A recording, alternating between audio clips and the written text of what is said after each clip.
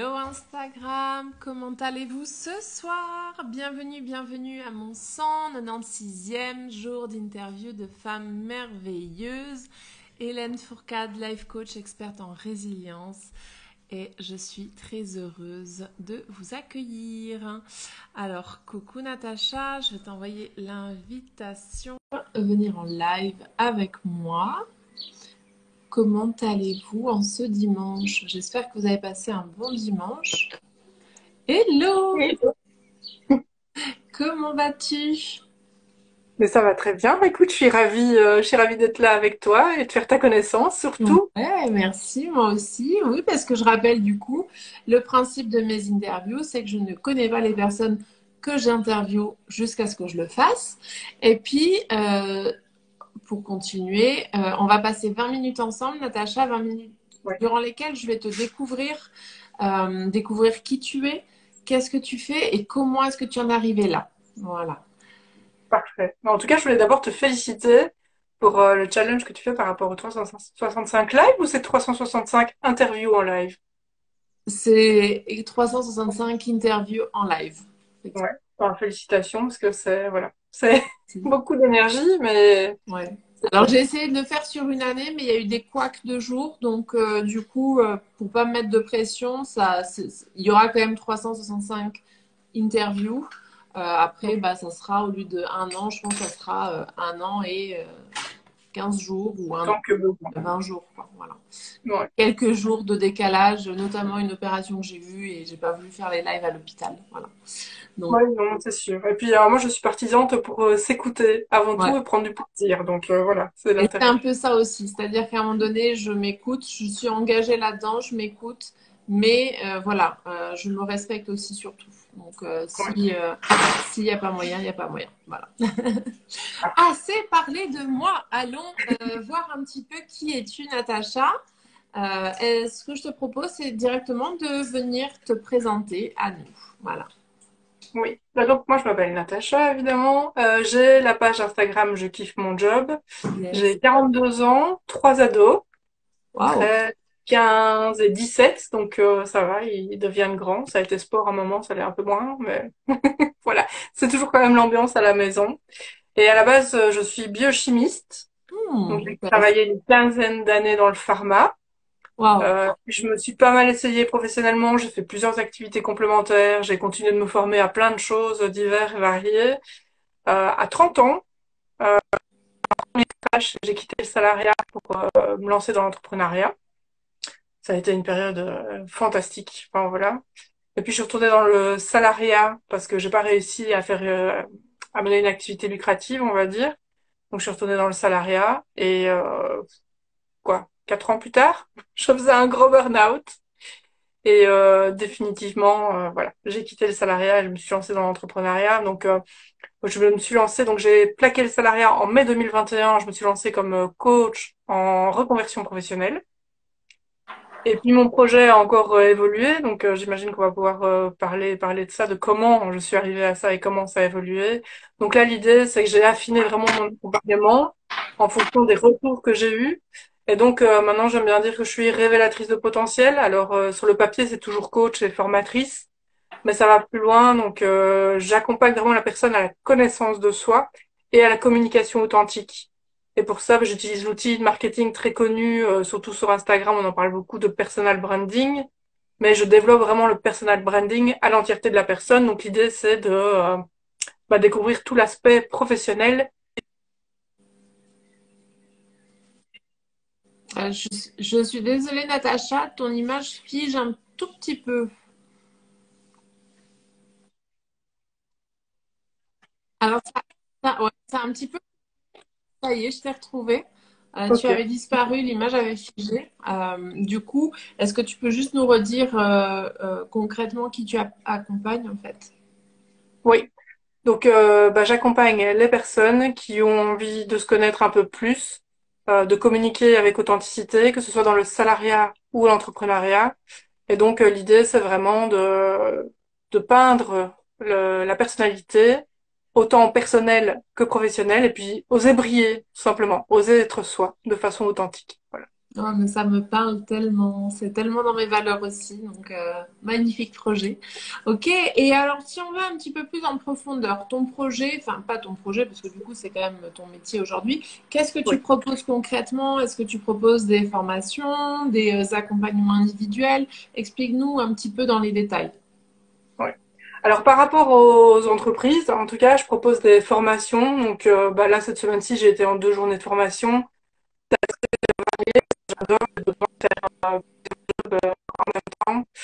Euh, c'est bon parce que moi, ça a figé. Ça a encore figé chez toi ou ça va?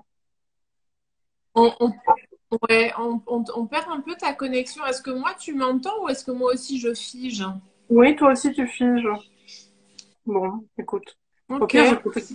Alors, bon, il y a deux options. C'est soit le réseau Wi-Fi, un des deux qui fonctionne mal, soit une question aussi de batterie. Des fois, quand on a peu de batterie, ça coupe un petit peu les lives. Donc, Mais moi, je l'ai chargé à fond juste avant de démarrer, donc voilà. ouais. Au pire, si je vois que ça va pas mieux, je me déplacerai un petit peu. On verra si c'est chez moi ou chez toi. Donc voilà, la météo est Ah, pas super bonne ici, voilà. Donc, j'en parce que étais où? éteindre et rallumer, ça va être un peu long. Oui, c'est ça.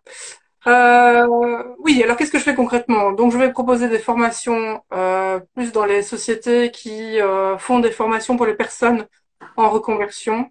Et donc, bah, l'idée, c'est que moi, je vais faire une formation d'une journée où on va vraiment travailler le personal branding. Et ce que j'adore, c'est que j'associe mon métier de formateur, où j'adore faire de la pédagogie active. Donc, je parle très peu, mais je mets beaucoup les personnes dans l'action. Et en même temps, moi, j'utilise ma casquette de coach de temps en temps quand il y a des blocages, parce que, ben, l'air de rien, voilà, pouvoir aller sortir tout ce qu'on a en soi, parler de son histoire, mettre en valeur son histoire, c'est pas toujours facile non plus. Accepter toute la valeur qu'on a en soi, l'air de rien, c'est pas facile non plus. Et donc, j'adore parce que c'est vraiment des journées où j'associe le métier de formateur et de coach. Et puis parfois, je fais vraiment juste des journées de formation où je vais parler de l'outil Canva, je vais parler du marketing digital, voilà. Et puis alors, par rapport aux personnes, ben, pour le moment, je fais des accompagnements individuels. Alors, soit des personnes dans le salariat qui ont envie de changer de job ou de valoriser leur job. Mais tu sais, enfin, ce qui se passe quand on est trop longtemps dans une activité qui ne nous convient pas, c'est qu'on perd, enfin, on a l'impression qu'on n'a plus de valeur. On perd confiance en soi, en fait. Complètement.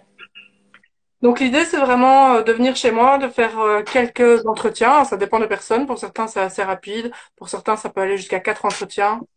On se dit, ben voilà, on va aller rechercher le peps, l'énergie, la petite étincelle à l'intérieur de la personne.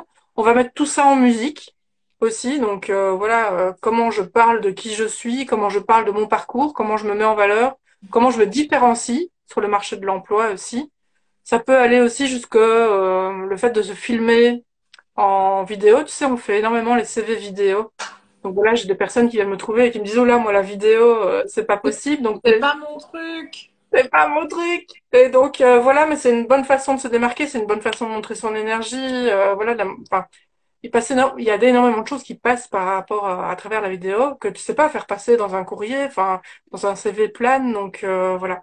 Donc étant donné que ça fait quand même 3 ans que je me filme régulièrement, bah du coup j'accompagne les personnes aussi à pouvoir se filmer et faire un CV vidéo. Et puis après il y a les entrepreneurs. Et donc là, les entrepreneurs, c'est vraiment l'idée, j'aimerais communiquer sur les réseaux sociaux, mais j'ai peur, j'ose pas, j'aimerais communiquer d'une façon personnelle, mais en même temps, qu'est-ce qu'on va penser de moi? Tu sais, la peur du jugement, etc. Donc voilà, il y a des accompagnements par rapport à ça aussi. Ou alors avec les entrepreneurs. J'ai plusieurs casquettes, hein, mais c'est normal. Pour les entrepreneurs, c'est vraiment de se dire, ben, j'aimerais utiliser Canva, mais je sais pas comment faire. J'aimerais utiliser Instagram, mais je sais pas comment faire. Vraiment faire des rendez-vous individuels et plus régler un souci. J'aimerais mettre en place une formation en ligne, mais je suis bloquée à à tel niveau. Donc voilà. C'est assez large au niveau de l'accompagnement, mais ça me va très bien parce que je suis quelqu'un qui adore faire plusieurs choses en même temps. Donc Et je peux te comprendre. Ok. Et qu'est-ce qui a fait justement, qui t'a fait venir à ce métier? Ouais, qu'est-ce qui t'a amené? C'est quoi ton cheminement justement jusqu'à ouais, devenir coach et formatrice? ouais. Alors dans tout le parcours de ma vie, j'ai toujours été super attirée par l'observation des autres, la compréhension des autres. Et j'ai toujours eu cette bienveillance. Enfin, je me souviens déjà à l'adolescence, tu sais, c'est toujours des périodes où des fois les gens sont un peu critiques entre eux. Voilà, si tu rentres pas dans le moule, tout de suite t'es observé, t'es jugé. Et moi, je comprenais pas parce que chaque fois que je regardais un individu, en fait, j'arrivais toujours à voir quelque chose de beau en lui. Donc, je comprenais pas trop ce jugement. Alors, toute une partie de mon adolescence, je me suis même positionnée en sauveuse. Tu sais, quand il y avait des personnes qui étaient mises sur le côté, ben moi, je devenais leur amie, tu vois, parce que je comprenais pas très bien d'où ça venait.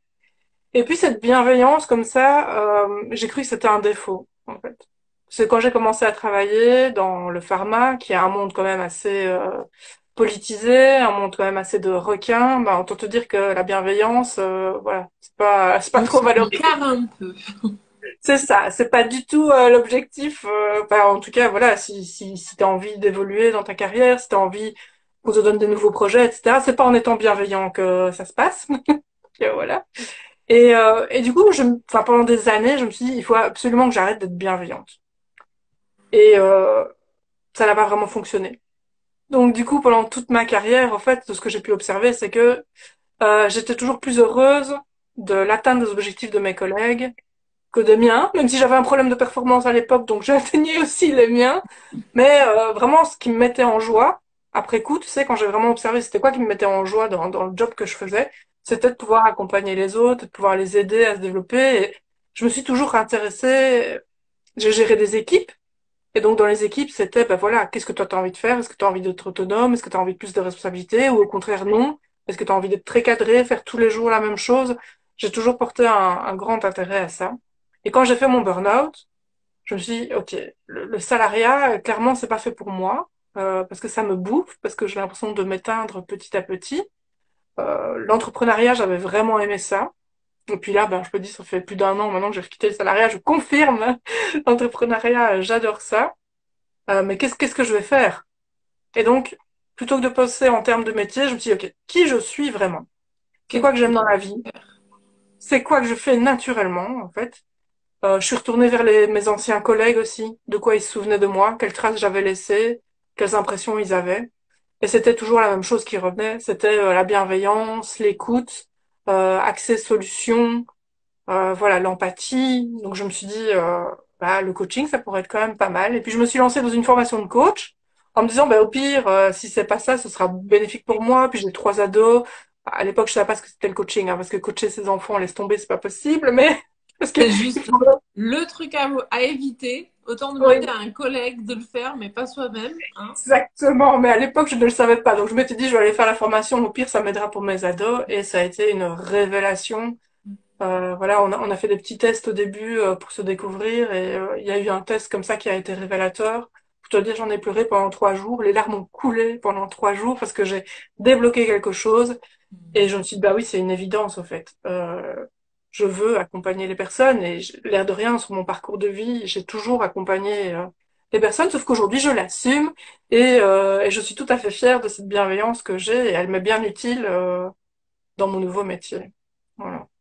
Eh ben, super, en tout cas, merci pour ce partage. Et c'est fou comme je me reconnais énormément en toi, en fait. Donc, c'est pour ça que je souriais. J'ai dit, bah oui, bah oui, bah oui. Donc, voilà, merci pour ce partage. Euh, Quel message tu aimerais justement faire passer aux personnes qui nous écoutent en live ou celles qui repasseront par ici en replay? Bah, le message que j'ai envie de faire passer, bah, c'est justement pour un post que j'ai fait aujourd'hui par rapport à la confiance en soi. Donc j'ai pas mal de personnes qui me contactent et qui me disent, est-ce que tu peux m'aider à avoir plus confiance en moi? Je dis, bah oui, bien sûr. Mais alors les personnes ont peur parce qu'elles se disent, ouais, pour m'aider à avoir confiance en moi, on entend beaucoup qu'il faut passer à l'action. Elle va me faire faire des trucs que j'ai pas envie de faire pour prendre confiance en moi. Mais moi j'ai vraiment une approche différente de la confiance en soi. Je pense que vraiment, il y a différentes stades. Alors déjà, quand les personnes viennent me voir et qu'elles disent j'aimerais avoir confiance en moi, ce qu'elles aimeraient surtout, quand on va un peu décortiquer, c'est augmenter leur affirmation de soi. C'est-à-dire oser exprimer leurs besoins, oser exprimer quand quelque chose ne va pas, quand une limite est dépassée, oser être qui elles sont, vraiment, authentiques, voilà, comme je le disais. Et donc ça passe par deux stades. Ça passe d'abord par le stade de la connaissance de soi. Avoir conscience de qui on est.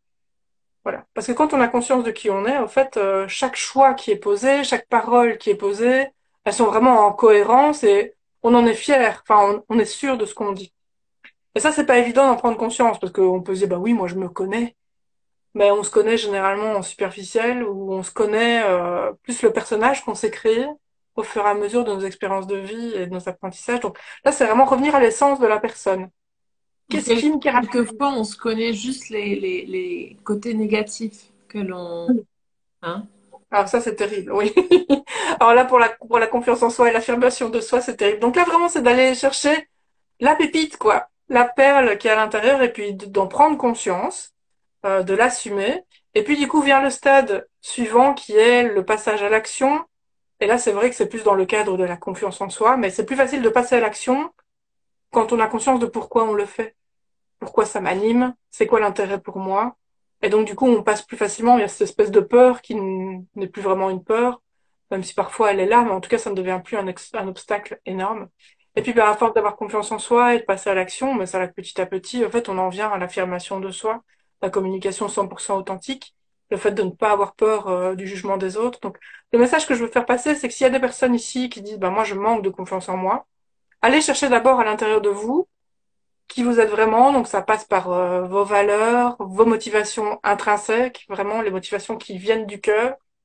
Euh, et puis le chemin de vie aussi. Pouvoir, j'ai envie de dire, romancer son chemin de vie à la positive aussi. Parce que des fois, je rencontre des personnes qui me disent, ouais, mais moi, tu te rends compte, mon histoire, parce que voilà, on a des histoires qui sont négatives. Hein. Toi, tu as vécu des choses pas faciles hein, dans ta vie, moi aussi, et on pourrait juste se plaindre et se dire, bah, je vais pas parler de ce qui m'est arrivé, c'est trop triste, voilà.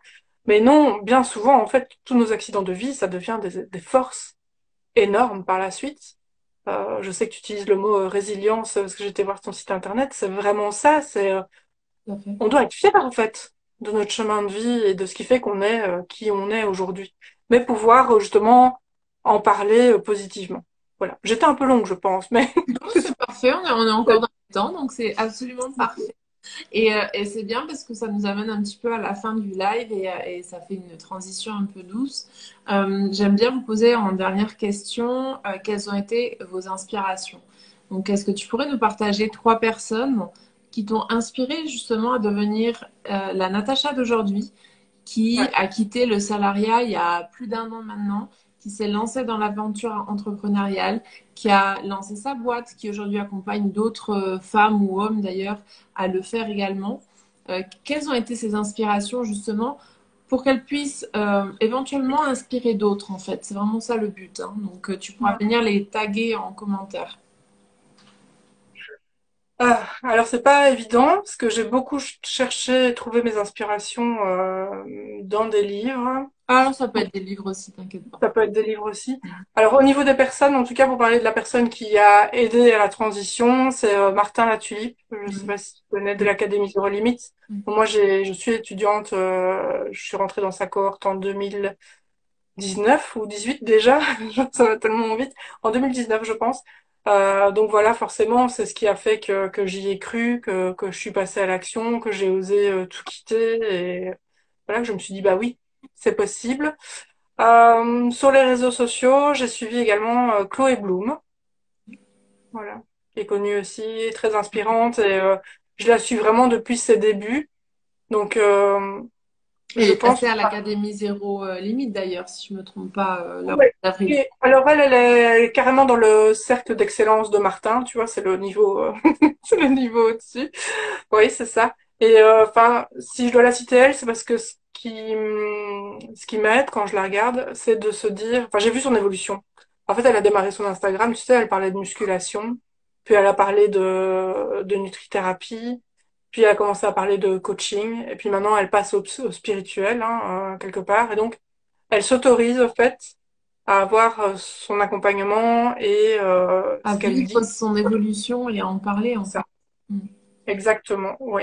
Parce que là, c'est vrai que par exemple, moi, par rapport à l'évolution que je viens de vivre, j'aurais pu me dire, bah non, ça fait un an que tu t'es lancé là, tu vas pas déjà un peu modifier ton accompagnement. Bah si, en fait, parce que ça me parlait plus, c'était plus ok, c'était comme ça que je le sentais, donc voilà.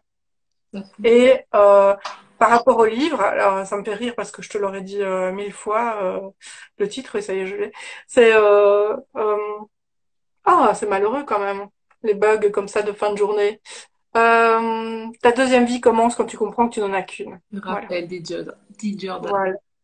Et ça, je l'ai lu, j'étais salariée, j'étais en vacances, j'étais sur mon transat et je pense que quand j'ai terminé la lecture, je me suis dit, OK, le salariat, ce n'est pas pour moi.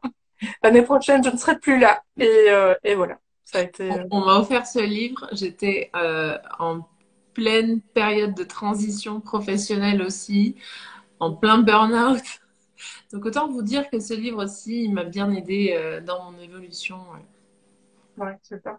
Ouais, c'est très chouette que tu poses ces questions-là parce que c'est vrai que c'est très intéressant d'aller ouvrir son esprit avec des lectures ou en suivant d'autres personnes. Alors moi, j'ai énormément visionné de TEDx aussi, les TEDx sur YouTube. Ah, il y a des choses super inspirantes et tout ça parce que ça sème de petites graines en fait à l'intérieur de soi et puis c'est ce qui fait qu'à un moment, on y va, on ose. Et puis surtout, ce qui est génial, et c'est pour ça aussi que je pose la question, c'est que la plupart des gens que tu as cités, ou en général dans le développement personnel, on donne beaucoup de contenu gratuit qui peut apporter énormément de valeur à quelqu'un qui n'a pas forcément les moyens de se prendre un accompagnement aujourd'hui avec un coach. Il y a déjà beaucoup de contenu gratuit qui peut aider sur les réseaux. Euh, je pense que la grande majorité des personnes ne se rendent pas compte de la richesse qu'il y a déjà en fait gratuitement. Ouais. Et, Et et par rapport au gratuit, ce que je veux ajouter, c'est intéressant de consommer du gratuit. Enfin, c'est là, il faut en profiter, mais l'appliquer surtout. La ouais, consommation est pas suffisante parce que c'est vrai que souvent, moi, c'est des retours que je peux entendre. Et c'est vrai que c'est la différence entre un accompagnement et consommer du gratuit. C'est que le mot le dit bien, c'est qu'on est dans la consommation, on lit, on lit, on lit, on a des informations, on sait, mais on n'incarne pas et on ne passe pas à l'action. C'est à ça que peut aider un accompagnement là, où on est capable aussi de le faire soi-même, peut-être. Hein, les personnes sont autodidactes et il n'y a pas de souci, mais en tout cas, le prendre conscience, de juste avoir l'information de quelque chose, ça va pas être suffisant en fait pour aller changer des choses dans votre vie. C'est vraiment, comme on le disait, des petites graines qui se plantent, mais il faut quand même aller arroser les petites graines avec des actions, des passages à l'action, et pour les personnes qui en ont besoin et qui ont les moyens, un accompagnement bien sûr. yes. Eh ben, écoute, merci beaucoup Natacha pour ce moment de partage ensemble. Si vous le souhaitez, vous pouvez bien évidemment contacter et connecter avec Natacha. Tu pourras venir mettre en commentaire tes coordonnées pour que les gens qui veulent connecter à ton énergie puissent le faire rapidement. Tu pourras également venir citer les personnes que tu nous as partagées. Et voilà, je vais vous souhaiter à tous une excellente fin de dimanche, une belle soirée à tous, et puis bah, vous dire à demain pour mon prochain live. Voilà. Merci beaucoup, merci pour l'invitation. Bonne soirée à Bonne tous soirée et à tous. à demain pour le prochain live alors. Bonne soirée, ciao.